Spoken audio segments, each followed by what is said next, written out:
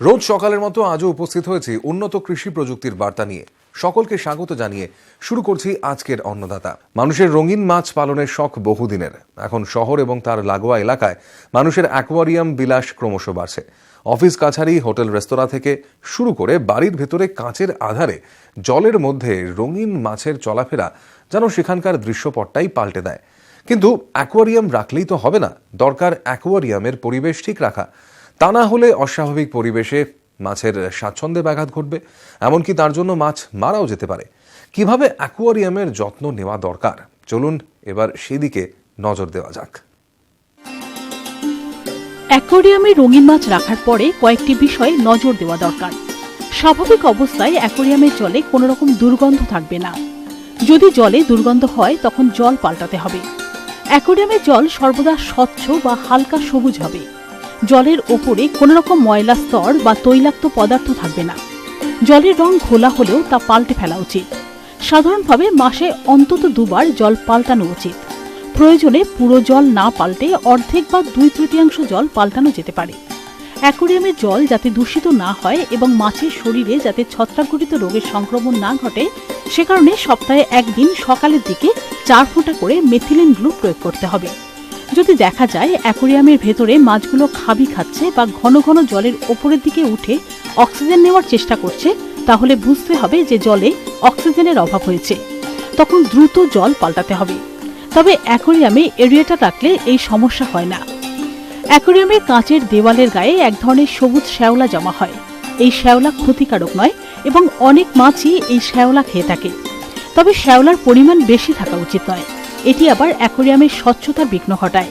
তাই 2-3 সপ্তাহ অন্তর কাঁচের দেওয়াল পরিষ্কার করতে হবে। কাপড় দিয়ে ভেতরের দিকের দেওয়াল মুছলেই শ্যাওলা পরিষ্কার হয়ে যাবে। সেক্ষেত্রে যদি শ্যাওলা জলে দ্রবীভূত হয়ে জলের রং বেশি সবুজ বা ঘোলা হয়ে যায়, তাহলে জল পাল্টাতে হবে। অ্যাকোয়ারিয়ামে যদি কোনো গাছ রাখা হয়, লক্ষ্য রাখতে হবে সেই গাছ যেন সর্বদা সতেজ থাকে। গাছের কোনো অংশে বা পাতায় যদি পচন দেখা যায়, তাহলে সেই অংশ কেটে বাদ দিতে হবে। প্রয়োজনে গাছটিকেই বাদ দেওয়া যেতে পারে। অ্যাকোয়ারিয়ামের ভেতরে তলার দিকে মাছের রেচন পদার্থ, অতিরিক্ত খাদ্য ইত্যাদি জমা হওয়ার ফলে ময়লা জমতে পারে এবং সেগুলোর পচনের ফলে দুর্গন্ধ দেখা দিতে পারে। নিয়মিত জল পাল্টালে এবং অ্যাকোয়ারিয়াম পরিষ্কার করলে এই সমস্যা দেখা দেয় না। অ্যাকোয়ারিয়ামের বালি ব্যবহার করলে লক্ষ্য রাখতে হবে বালির রং যেন বিবর্ণ না হয়। যদি বালির রং কালচে হয়ে যায়, তাহলেই বুঝতে হবে যে তাতে ময়লা আটকে আছে। সেক্ষেত্রে বালির ওপরের স্তর পাল্টাতে হবে। কোনো অসুস্থ মাছ সুস্থ মাছের সঙ্গে একই অ্যাকোয়ারিয়ামে রাখা চলবে না। মাছের পায়ুচিত্র দিয়ে কালো সুতোর মতো পায়খানা ঝুলতে দেখলে বুঝতে হবে যে মাছটি অসুস্থ। অসুস্থ মাছের যত্নের জন্য আলাদা অ্যাকোয়ারিয়ামে রাখতে হবে এবং সেখানে প্রয়োজনীয় চিকিৎসা করতে হবে। সুস্থ মাছ স্বাভাবিক অবস্থায় চনমনে থাকবে এবং পাখনা সোজা রেখে চলাফেরা করবে। আমাদের রাজ্যের একটি গুরুত্বপূর্ণ কন্দ জাতীয় সবজি হলো ওল। গরমের শুরু থেকে বর্ষাকাল পর্যন্ত এই সবজির কন্দ লাগানো হয়। কন্দ লাগানোর 5 থেকে 6 মাস পর ফসল তোলা হয়। নদিয়া জেলার নাকাশিপাড়ার প্রগতিশীল চাষী আনন্দ বিশ্বাস প্রায় 1 দশক ধরে ওলের চাষ করে চলেছেন। তিনি এখন জমিতে ওলের কন্দ রোপণ করেছেন। তিনি এই সবজিটির চাষে কোন কোন প্রযুক্তি অবলম্বন করে থাকেন বললেন অন্নদাতাকে। আমি দীর্ঘদিন যাবৎ ওল চাষের সঙ্গে যুক্ত। আমি সাধারণত নিজেই বীজ তৈরি করে রাখি, সেখানে প্রতি বছর সেখান থেকেই লাগানো হয়। এটা মার্চ মাসে লাগানোর সময়, মার্চ মাসে আমরা জমিতে 7-8 খানা ভালোভাবে চাষ দিয়ে 5-6 টলি গোবর সার লোকাল নিজের বা লোকাল থেকে কিনে এটা চাষের আগে দিয়ে জমির সঙ্গে মাটির সঙ্গে ভালোভাবে মিশানো হয়। তারপর ওলের সাইজ হিসাবে আমরা দূরত্বটা নির্ধারণ করি। ওল যেগুলো বড় বীজ থাকে, মানে 2.5 কেজি 3 কেজি থাকে, সেগুলো আমরা ধরেই লাগাই। যে জারটা লাগাই মাদ্রাজি ওল, এটা আমরা নিজেরাই আমি বীজ তৈরি করে রাখি। প্রতি বছর 10 কাঠা জমিতে বীজ তৈরি করি। সেই বীজে যতদূর জমি মানে লাগানো সম্ভব সেটাই আমি লাগাই। 2 রকম পদ্ধতিতে লাগাই আমি। যেটা হলো 2.5 কেজি থেকে 3 কেজি ওজন থাকে 2 কেজির উপরে, সেটা হলো 45 ইঞ্চি বাই 45 ইঞ্চি দূরত্বে লাগানো হয়। আর যেটা 2 কেজির নিচে 1 কেজি থেকে 2 কেজির নিচে থাকে, সেটা হলো 36 ইঞ্চি বাই 36 ইঞ্চি দূরত্বে লাগানো হয়। তো এইভাবে 36 বাই 36 লাগালে বিঘা প্রতি 1600 গাছ ধরে। আর 45 ইঞ্চি বাই 45 ইঞ্চি লাগালে এই 1200 মতো গাছ বসবে পার বিঘাতে। শোধন করি আমরা ব্যাবিস্টিন পার লিটার জলে 1 ml ওষুধ দিয়ে ওটা জলে 10 মিনিট চুবিয়ে রাখি, তারপর সেটা জলের থেকে তুলে একটু ছায়াতে রাখি 2 ঘন্টা 3 ঘন্টা মতো, তখন শুকিয়ে যায় মোটামুটি, তখন আমরা মূল জমিতে লাগাই। মূল জমিতে লাগানোর সময় লাগানোর আগে চাষের সময় আমরা গোবর সার তার সঙ্গে বিঘা প্রতি 2 বস্তা 10-26 দিয়ে চাষ করি। তারপরে গর্ত কাটতে হয় 1 ফুট বাই 1 ফুট, গর্ত কাটার পরে প্রতিটা গর্তে একটা করে বীজ দেওয়া হয়, তারপরে মাটি চাপা দেওয়া হয়। মাটি চাপা দেওয়ার পরে সেচ ব্যবস্থা করতে হবে, কারণ ওলে প্রচুর সেচ লাগে। আর এটা যেহেতু গরমের সময় লাগানো হয়, সেচ লাগানোর 1-2 দিনের মধ্যেই দেওয়া হয়। সেচ দেওয়ার পরে জমিতে ঘাস বেরোয়, তা এখন ঘাস মারা ওষুধ আমরা ব্যবহার করি। ঘাস মারা ওষুধ দিয়ে তখন ওলটা বেরোয় না, ওল বেরোতেই প্রায় 1 মাস সময় লাগে ওলের গাছ বেরোতে। এই সময় গাছ জমিতে ঘাস হয়ে যায়, তখন আমরা রাউন্ড আপ পার লিটার জলে 10 গ্রাম করে দিয়ে এটা স্প্রে করি, তাহলে ঘাসটা মারা যায়, তাতে আমাদের খরচটা অনেক বেঁচে যায়। তারপর গাছটা মাটির থেকে 1 মাস পরে যখন বেরোনোর পরে ওটা যখন 1 হাত লম্বা হয়, তখন আমরা 18 ইঞ্চি লম্বা হয়, তখন আমরা আবার দ্বিতীয়বার ভালো করে মাটি ড্রেন থেকে তুলে গাছের গোড়া ভালো করে বেঁধে দিই। তারপর এটা মাটি সবসময় ভেজা থাকবে। এখন যেহেতু গরমের সময় বৃষ্টি অনেক সময় হয় না বৈশাখ জ্যৈষ্ঠ মাসে, তাই প্রতি সপ্তাহে একটা করে সেচ দিতেই হবে। আর বৃষ্টি হলে পরে এটা দূরত্ব বাড়তে পারে, 4 থেকে 5 মাসের মধ্যে এটা উঠে যায়, তাতে প্রতি মাসে কম করে 4টে করে সেচ দিতেই হবে। 2 ধাপে আমরা আবার সার ব্যবহার করি, ইউরিয়া। প্রথম যখন বয়স 2 মাস হয় তখন আমরা বিঘা প্রতি 1 বস্তা ইউরিয়া ব্যবহার করি।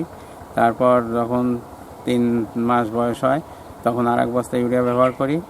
ধসা পচা লাগে অনেক সময়, ডাঁটি পচা রোগ লাগে, তখন আমরা তো ব্লাইটক্স পার লিটার জলে 4 গ্রাম করে দিয়ে এটা গুঁড়ায় বা পাতায় স্প্রে করলে পরে ওটা রোধ করা সম্ভব।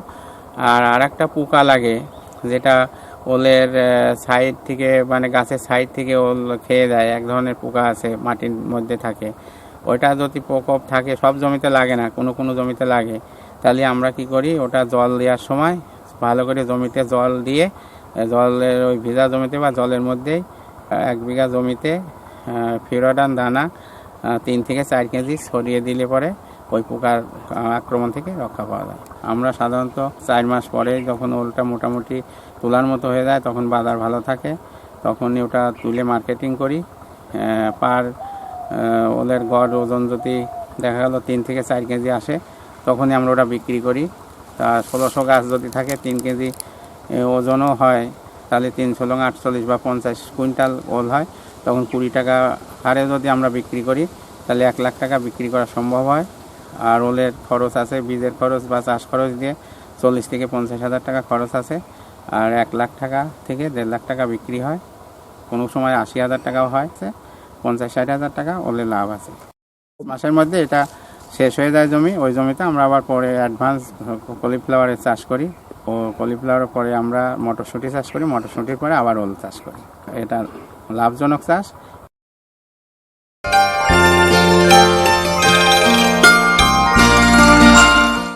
ফুলের মধ্যে গোলাপ অন্যতম। আমাদের রাজ্যের বেশিরভাগ ফুল চাষী খোলা মাঠে গোলাপের চাষ করে থাকেন। পরিচর্যার অভাবে বিভিন্ন রোগ পোকার উপদ্রবে গোলাপ বাগানে পরিস্থিতি আরও খারাপ হয়, যার ফলে নিম্নমানের ফুল উৎপাদন হয়। গোলাপ গাছে বিভিন্ন শোষক পোকা কিভাবে ক্ষতি করে এবং কিভাবেই এর নিয়ন্ত্রণ করা যায় সে বিষয়ে জানালেন জলপাইগুড়ি জেলার সহকৃষি অধিকর্তা ডক্টর মেহফুজ আহমেদ। বিশেষ করে এই সময় থ্রিপস দেখা যায় বার্ডে এবং ফুলের মধ্যে, এবং যে বার্ডটা খুলছে না তার মধ্যে অসংখ্য থ্রিপস থাকে। থ্রিপস সেখান থেকে রস শোষণ করার ফলে বার্ডটি কিন্তু শুকিয়ে যায় এবং সেখান থেকে ফুল হলেও ফুলটার কিন্তু তরতাজা ভাব থাকে না, অনেক ছোট হয়ে যায়, বাজারে নিয়ে গেলে অনেক কম দাম পাওয়া যায়। সেই জন্য সেখানে নিম অ্যাজাডিকটিন 10,000 যেটা হচ্ছে 1.5 ml প্রতি লিটার জলে এগুলো স্প্রে করতে হবে।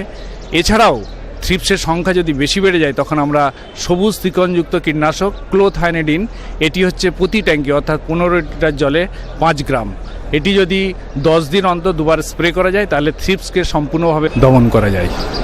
এরপরে কিছু মাকড়ের আক্রমণ দেখা যায়, এরা মূলত পুরনো পাতা নিচের দিকে থাকে, সেখান থেকে রস শোষণ করে, পাতাটা নিচের দিকে কুঁকড়ে যায় এবং হচ্ছে তারা নতুন নতুন বাডের মধ্যেও আক্রমণ করে। এর ফলে ভালো মানের ফুল উৎপাদন হয় না। মাকড়ের হাত থেকে রক্ষা করার জন্য প্রথমে আমরা বলি ডিম মারার মাকড়নাশক হিসাবে স্পাইরোমেসিফেন অথবা ইথক্সাজল, এটি হচ্ছে 1 ml প্রতি লিটার জলে স্প্রে করতে হবে। তার সঙ্গে নিম অ্যাজাডিরেক্টিন 10,000 1.5 ml প্রতি লিটার জলে গুলে স্প্রে করতে হবে। কিছু ক্ষেত্রে হেলিকোভার্পার আক্রমণ হয়, এরা বার্ডকে ফুটো করে, ফুলের পাপড়ি খেয়ে নেয় এবং হচ্ছে কচি পাতা খায়। এর ফলেও কিন্তু ফুলের যে মান সেটা খারাপ হয়। এর থেকে রক্ষা করার জন্য আমরা সম্পূর্ণ জৈব উপায়ে ব্যাসিলাস থ্রুনজেন্সিস বিটি 1.5 থেকে 2 ml প্রতি লিটার জলে গুলে সন্ধ্যা অথবা হচ্ছে বিকালের দিকে যদি স্প্রে করা যায় তাহলে এই লেদা পোকাকে খুব সহজেই কিন্তু দমন করা যায়। অনেক সময় কৃষকরা কোন ধরনের কীড়ার আক্রমণ হচ্ছে তারা বুঝতে পারে না, সেই জন্য তাদের প্রথমে চিনতে হবে যে শত্রুটা কে, তারপরে হচ্ছে সেখানে এবং জৈব এবং হচ্ছে রাসায়নিক উপায়ে সেগুলো কিন্তু খুব সহজেই দমন করা যায়। থ্রিপস দমন করার জন্য হচ্ছে যারা রাসায়নিক হিসাবে চাষ করেন তাদের বলবো ফিপ্রোনিল, এটা হচ্ছে 1.5 ml প্রতি লিটার জলে গুলে স্প্রে করতে হবে, অথবা ইমিডাক্লোপিড প্লাস ফিপ্রোনিল, এটি হচ্ছে 1.5 থেকে 2 ml প্রতি লিটার জলে গুলে স্প্রে করলে, অথবা অ্যাসিডামিপ্রিড, এটা হচ্ছে প্রতি ট্যাঙ্কিতে 5 গ্রাম মিশিয়ে যদি স্প্রে করা যায় তাহলে কিন্তু থ্রিপসকে সম্পূর্ণভাবে দমন করা যায়। থ্রিপসের আক্রমণের প্রথম থেকেই তাদের কিন্তু প্রোফাইলেক্টিক স্প্রে হিসাবে নিম, বিশেষ করে অ্যাজাডিরেক্টিন 10%, এটা হচ্ছে 1.5 ml প্রতি লিটার জলে গুলে 10 থেকে 15 দিন অন্তর স্প্রে করতে হবে।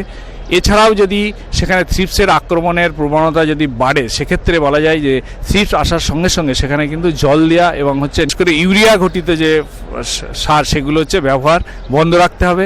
জল এবং হচ্ছে বিভিন্ন ধরনের যে অনুখাদ্য সার এগুলো হচ্ছে সুষম মাত্রায় ব্যবহার করতে হবে। বিশেষ করে অফ সিজনে তারা কিন্তু পিউপেশন করে মাটির মধ্যে থাকে, সেই জন্য মাটিটা উল্টে পাল্টে দিতে হবে।